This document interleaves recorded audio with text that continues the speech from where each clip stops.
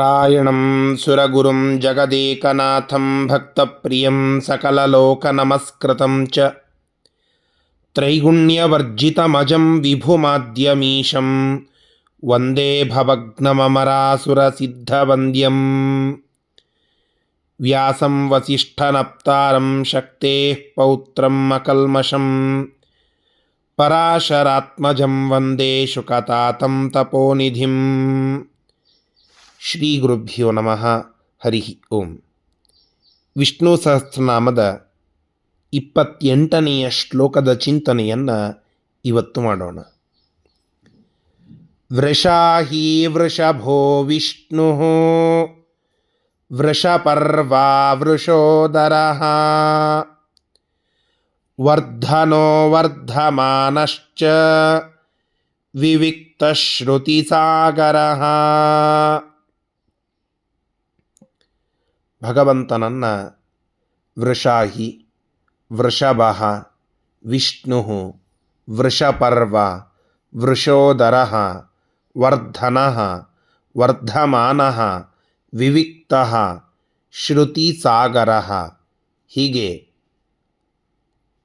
ಭಗವಂತನ 9 ವಿಶಿಷ್ಟವಾದ ನಾಮಗಳ ವರ್ಣನೆಯನ್ನು ಮಾಡುವಂತಹ ಶ್ಲೋಕ ಅದು ಈ 28ನೆಯ ಶ್ಲೋಕ.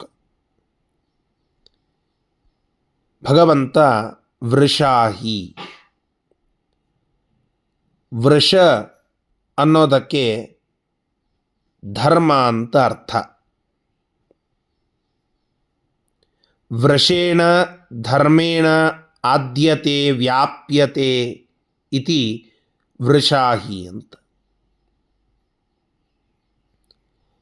ವೃಷೇಣ ಅಂದರೆ ಧರ್ಮದಿಂದ ಭಗವಂತ ಆರಾಧ್ಯನಾಗಿದ್ದಾನೆ. ಧರ್ಮ ಸಾಧನವಾದಂತಹ ಯಜ್ಞಯಾಗಾದಿಗಳಿಂದ ಆರಾಧ್ಯನಾಗಿ ಆ ಯಜ್ಞಯಾಗಾದಿಗಳನ್ನು ಅದರ ಹವಿಸ್ಸನ್ನು ಮುಖ್ಯವಾಗಿ ತಾನೇ ಸ್ವೀಕರಿಸಿ ನಮ್ಮೆಲ್ಲರ ಅಭೀಷ್ಟವನ್ನು ಪೂರೈಸುವಂತಹ ಭಗವಂತ ವೃಷಾಹಿ ಅಂತ. ನಾವು ನಿತ್ಯದಲ್ಲಿ ಮಾಡುವ ವೈಶ್ವದೇವ ಇದೊಂದು ಯಜ್ಞ. ಆ ಯಜ್ಞದಲ್ಲಿ ನಾವು ಹಾಕುವಂತಹ ಹವಿಸ್ಸುಗಳನ್ನು ಮೇಲೆ ಅಗ್ನಿಯ ಅಂತರ್ಯಾಮಿಯಾಗಿ ಮುಖ್ಯಪ್ರಾಣದೇವರು, ಮುಖ್ಯಪ್ರಾಣದೇವರ ಅಂತರ್ಯಾಮಿಯಾಗಿ ಹರಿಣೀಪತಿಯಾದಂತಹ ಪರಶುರಾಮದೇವರು ಆ ಯಜ್ಞದ ಹವಿಸ್ಸನ್ನು ಸ್ವೀಕರಿಸಿ ನಮ್ಮ ಅಭೀಷ್ಟವನ್ನು ಪೂರ್ಣ ಮಾಡುವಂತಹದ್ದು ಅಂತ ನಾವು ಕೇಳುತ್ತೇವೆ. ಹೀಗೆ ಭಗವಂತ ಸಕಲ ಧರ್ಮಗಳಿಂದ, ಧರ್ಮ ಸಾಧನವಾದ ಯಜ್ಞಾದಿಗಳಿಂದ ಆರಾಧ್ಯನಾದಂಥವನು. ಆದ್ದರಿಂದ ವೃಷಾಹಿ. ವೃಷಭ, ಪರಮಾತ್ಮನನ್ನು ವೃಷಭ ಅಂತ ಕರೀತಾರೆ. ವೃಷಭ ಅಂತಂದರೆ ಒಂದು ಗೂಳಿ ಅಂತ ಅರ್ಥ. ಸಾಮಾನ್ಯವಾಗಿ ವೃಷಭ, ಆ ಗೂಳಿಯನ್ನು ನಾವು ಪೌರುಷದ ಸಂಕೇತವಾಗಿ ಬಳಸ್ತೇವೆ. ಸಕಲ ಪುರುಷರ ಪೌರುಷ ಅದು ಮುಖ್ಯವಾಗಿ ಇರೋದು ಭಗವಂತನ ಆಜ್ಞೆ ಅಂತ. ಯಾರಿಗೋ ಒಬ್ಬನಿಗೆ ಭಾರೀ ಪೌರುಷ ಇದೆ, ಅವನು ಸಿಂಹದಂತೆ ಇದ್ದಾನೆ, ಗೂಳಿಯಂತೆ ನುಗ್ಗುತ್ತಾನೆ, ವೀರನಾಗಿದ್ದಾನೆ, ಶೂರನಾಗಿದ್ದಾನೆ ಅಂತಂದರೆ ಭಗವಂತ ಆ ಎಲ್ಲ ಪೌರುಷದ ಕರುಣೆಯನ್ನು ಆ ವ್ಯಕ್ತಿಯ ಮೇಲೆ ತೋರಿಸಿದ್ದಾನೆ ಅಂತ. ಭಗವಂತ ಸರ್ವವೀರರ ವೀರನಾಗಿದ್ದಾನೆ.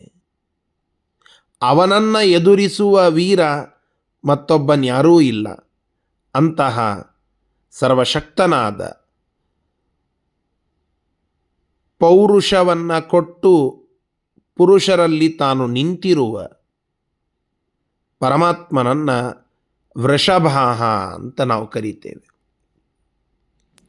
ವೃಷೇಣ ಧರ್ಮೇಣ ಕೃತೇನ ಭಾತಿ ಇತಿ ವೃಷಭ.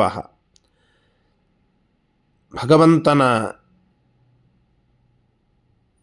ಕಾಂತಿ ಅದು ನಮಗೆ ಆ ತೇಜಸ್ಸು ಸಿಗಬೇಕು ಅಂತಂದರೆ ನಾವು ಧರ್ಮವನ್ನು ಮಾಡಬೇಕು ಅಂತ.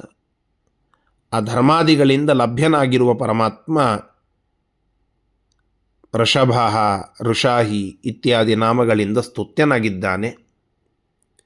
ವಿಷ್ಣು, ಒಟ್ಟಿನಲ್ಲಿ 3 ಬಾರಿ ಈ ವಿಷ್ಣು ಅನ್ನುವ ಪರಮಾತ್ಮನ ಹೆಸರು ಸಹಸ್ರನಾಮಗಳಲ್ಲಿ ಪುನರುಕ್ತಿಯಾಗಿ ಬರ್ತದೆ. ಪರಮಾತ್ಮ ವಿಶತೀತಿ ವಿಷ್ಣು ಅಂತ ಎಲ್ಲ ಕಡೆಗೆ ವ್ಯಾಪ್ತನಾಗಿದ್ದಾನೆ, ಎಲ್ಲ ವಸ್ತುಗಳಲ್ಲಿ ಇದ್ದಾನೆ. ಆದ್ದರಿಂದ ವಿಶತಿ, ಎಲ್ಲ ಕಡೆಗೆ ಇರುವವನು, ಎಲ್ಲ ಕಡೆಗೆ ಪ್ರವೇಶಿಸಬಲ್ಲ ಸರ್ವಾಂತರ್ಯಾಮಿ ಪರಮಾತ್ಮ ಭಗವಂತ. ಆದ್ದರಿಂದ ಅವನನ್ನು ವಿಷ್ಣು ಅಂತ ಕರೀತಾರೆ. ವಿಷ್ಣು ಸೂಕ್ತವು ಅದನ್ನೇ ಹೇಳುತ್ತದೆ. ಇದಂ ವಿಷ್ಣುರ್ವಿಚಕ್ರಮೆ ತ್ರೇಧಾ ನಿಧದೇ ಪದಂ ಸಮೂಢಮಸ್ಯಪಾಂ ಸುರೆ ಅಂತ.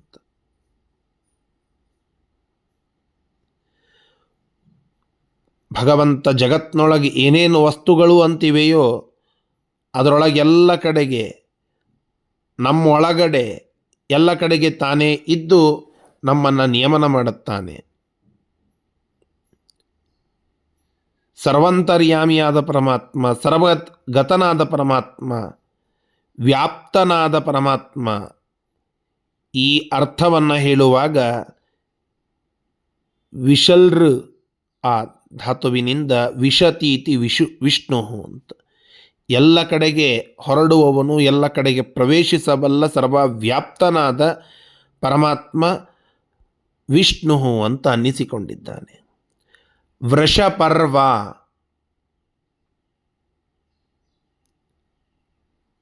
ವೃಷಪರ್ವ,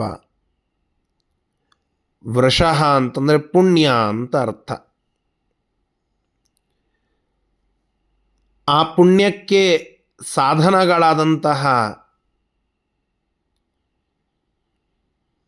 ಸಾಧನಗಳಾದ ಪರ್ವಗಳು, ಪುಣ್ಯ ಸಾಧನವಾದ ಪರ್ವಗಳು, ಹರಿದಿನ, ಏಕಾದಶಿ, ಇಂತಹ ಮುಂತಾದ ಎಲ್ಲ ಪರ್ವ ದಿನಗಳು, ಅಮಾವಾಸ್ಯಾದಿ ದಿನಗಳು, ದಕ್ಷಿಣಾಯನ ಉತ್ತರಾಯಣ ಪರ್ವ ದಿನಗಳು, ಇಂತಹ ಮುಂತಾದ ದಿನಗಳಲ್ಲಿ ತಾನೇ ಇದ್ದು ಅವುಗಳಿಂದ, ಅಪುಣ್ಯ ಸಾಧನವಾದವುಗಳಿಂದ, ಪರ್ವಗಳಿಂದ ನಿಮಗೆ ಪುಣ್ಯವನ್ನು ಕೊಡುವಂತಹದ್ದು ಪರಮಾತ್ಮ. ವೃಷಃ ಪುಣ್ಯಂ ತತ್ ಸಾಧನಾನಿ ಪರ್ವಾಣಿ ಅಮಾವಾಸ್ಯಾದೀನಿ ಯಸ್ಯ ಅಸೌ ವೃಷಪರ್ವ.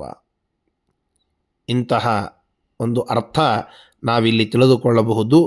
ಒಟ್ಟಾರೆಯಾಗಿ ನಮ್ಮ ಅಭೀಷ್ಟವನ್ನು ಪೂರೈಸುವ ಸಕಲ ಪರ್ವಗಳಲ್ಲಿ ತಾನೇ ಇದ್ದು ನಮಗೆ ಅನುಗ್ರಹ ಮಾಡುವ ಪರಮಾತ್ಮ ವೃಷಪರ್ವ ಅಂತ ಅನ್ನಿಸಿಕೊಂಡಿದ್ದಾನೆ. ವೃಷೋದರ, ವೃಷ ವರ್ಷಣಾತ್ ವೃಷಃ ಅಂದರೆ ಮಳೆ ಸುರಿಸುತ್ತಾನೆ. ಆದ್ದರಿಂದ ವೃಷೋದರ, ಈ ಭೂಮಿಗೆ ಮಳೆಯನ್ನು ಕೊಡುವ ಸ್ವಾಮಿ ಪರಮಾತ್ಮ ವೃಷೋಧರನಾಗಿದ್ದಾನೆ. ತನ್ನ ಒಡಲಿನಲ್ಲಿ ಇರುವ ಮಕ್ಕಳಿಗೆಲ್ಲ, ಭೂಮಿಯ ಮೇಲೆ ಇರುವ ತನ್ನ ಭಕ್ತರಿಗೆಲ್ಲ ಅಭೀಷ್ಟದ ಮಳೆಯನ್ನೇ ಸುರಿಸ್ತಾನೆ ತನ್ನನ್ನು ನಂಬಿ ಬಂದ ಜನರಿಗೆ. ಮೋಡಗಳಲ್ಲಿ ತಾನೇ ಇದ್ದು ಅವುಗಳು ಮಳೆಯನ್ನು ಸುರಿಸುವಂತೆ ಆ ಚಕ್ರವನ್ನು ನಿಯಂತ್ರಣ ಮಾಡುತ್ತಾನೆ ಪರಮಾತ್ಮ. ಆದ್ದರಿಂದ ವೃಷೋದರಃ ಅಂತ ನಾವು ಕರಿತೇವೆ. ವೃಷೋದ ಅಂತಂದರೆ ಗಂಗೆಯ ನೀರು ಅಂತ. ವೃಷೋದ ಪುಣ್ಯತಮವಾದ ನೀರು, ಗಂಗೋದಕ ಅಂತ. ಅದನ್ನು ರಾತಿ ತ್ರಿವಿಕ್ರಮ ರೂಪೇಣ ಬ್ರಹ್ಮಾಂಡ ವರ್ತಿಭ್ಯ ಇತಿ ವೃಷೋದರ. ವೃಷೋಧಂ ರಾತಿ ಅಂತ ಒಂದರ್ಥ. ಗಂಗೆಯ ನೀರನ್ನು ಹರಿಸಿದವನು ತ್ರಿವಿಕ್ರಮ ರೂಪಿಯಾದಂತಹ ಪರಮಾತ್ಮ. ಆ ಪರಮಾತ್ಮನ ಪಾದದ ಉಗುರಿನ ಸ್ಪರ್ಶದಿಂದ ಗಂಗೆ ಹರಿದು ಬಂದಿದ್ದಾಳೆ, ಪರಮಾತ್ಮನ ಪಾದದ ಉದಕವಾಗಿ ಹರಿದು ಬಂದಿದ್ದಾಳೆ. ಇಂತಹ ಪುಣ್ಯತಮವಾದ ನೀರನ್ನು ಮೊಟ್ಟ ಮೊದಲಿಗೆ ಹರಿಸಿದಂತಹ ಪರಮಾತ್ಮ, ತ್ರಿವಿಕ್ರಮ ರೂಪಿ ಪರಮಾತ್ಮ ವೃಷೋದರ ಅಂತ ಅನ್ನಿಸಿಕೊಂಡಿದ್ದಾನೆ. ವರ್ಧನ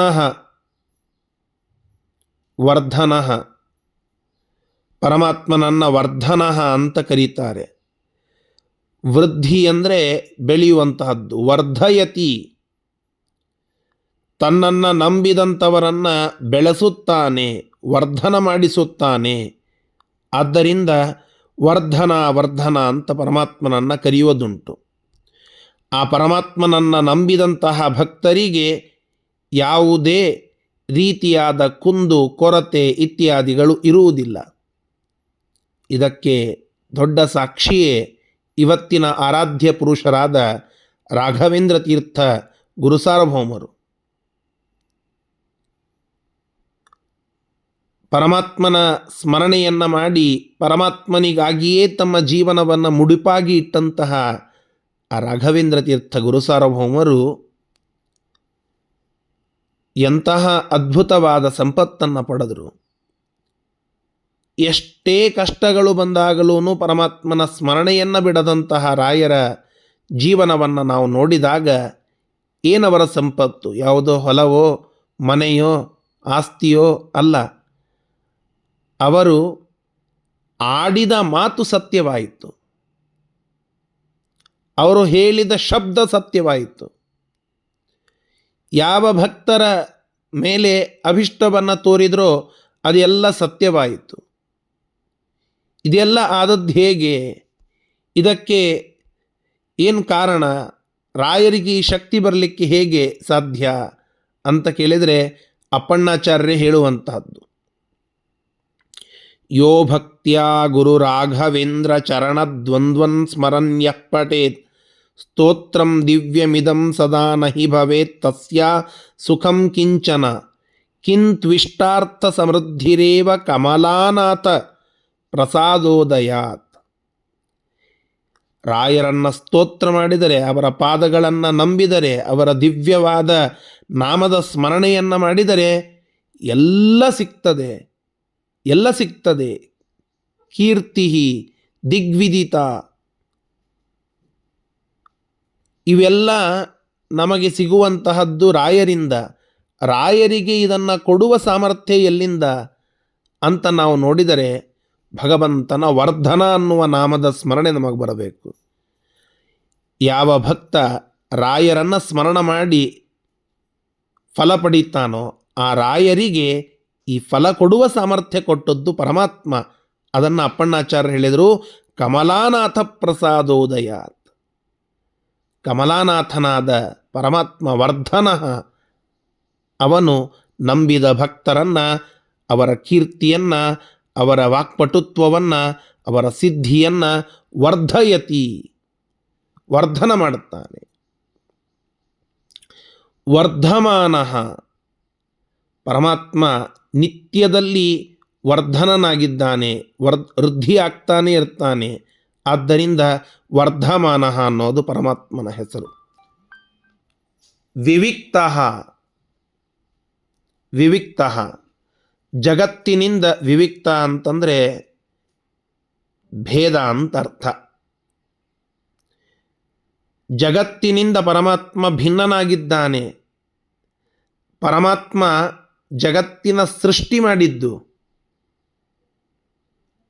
ಆದರೆ ಪರಮಾತ್ಮನನ್ನು ಆ ಜೀವರ ಒಟ್ಟಿಗೆ ಹೋಲಿಕೆ ಮಾಡಿ, ಜಗತ್ತಿನ ಒಟ್ಟಿಗೆ ಹೋಲಿಕೆ ಮಾಡಿ ಇಬ್ಬರೂ ಒಂದೇ ಅನ್ನುವಂತೆ ನಾವು ಚಿಂತನೆ ಮಾಡಿದರೆ ಅದು ಮಹಾ ತಪ್ಪು. ಪರಮಾತ್ಮ ವಿವಿಕ್ತನಾಗಿದ್ದಾನೆ, ಜಗದ್ಭಿನ್ನನಾಗಿದ್ದಾನೆ. ಆದ್ದರಿಂದ ಪರಮಾತ್ಮನನ್ನು ವಿವಿಕ್ತ ಅಂತ ಕರೆಯುವುದುಂಟು. ಶ್ರುತಿ ಸಾಗರ ಪರಮಾತ್ಮನನ್ನು ಎಲ್ಲ ಶ್ರುತಿಗಳು ಸಾರಿ ಸಾರಿ ಹೇಳುತ್ತವೆ. ಆ ಎಲ್ಲ ಶಾಸ್ತ್ರ, ವೇದ, ಸ್ಮೃತಿ, ಇತಿಹಾಸ ಗ್ರಂಥಗಳೆಲ್ಲವೂ ಹರಿದು ಹೋಗಿ, ಅದು ನದಿಯಂತೆ ಹರಿದು ಹೋಗಿ ಸೇರುವಂತಹ ಕಡಲು, ಸಾಗರ ಅದು ಪರಮಾತ್ಮ ವಿಷ್ಣು. ಆದ್ದರಿಂದ ಶ್ರುತಿ ಸಾಗರ ಅನ್ನೋದು ಭಗವಂತನಿಗೆ ಇರುವಂತಹ ಒಂದು ಹೆಸರು. ಇಂತಹ ಅನೇಕ ನಾಮಗಳ ವರ್ಣನೆ ಈ ಶ್ಲೋಕದಲ್ಲಿ ಬಂದಿದೆ. ಆ ಎಲ್ಲ ರೀತಿಯಿಂದ ಸ್ತುತ್ಯನಾದ ಪರಮಾತ್ಮ ನಮ್ಮ ಮೇಲೆ ಅನುಗ್ರಹವನ್ನು ಮಾಡಲಿ ಅನ್ನುವ ಸ್ಮರಣೆಯೊಂದಿಗೆ ಈ ಚಿಂತನೆಯನ್ನು ಮುಗಿಸೋಣ. ಶ್ರೀಕೃಷ್ಣಾರ್ಪಣಮಸ್ತು. ಹರಯೇ ನಮಃ.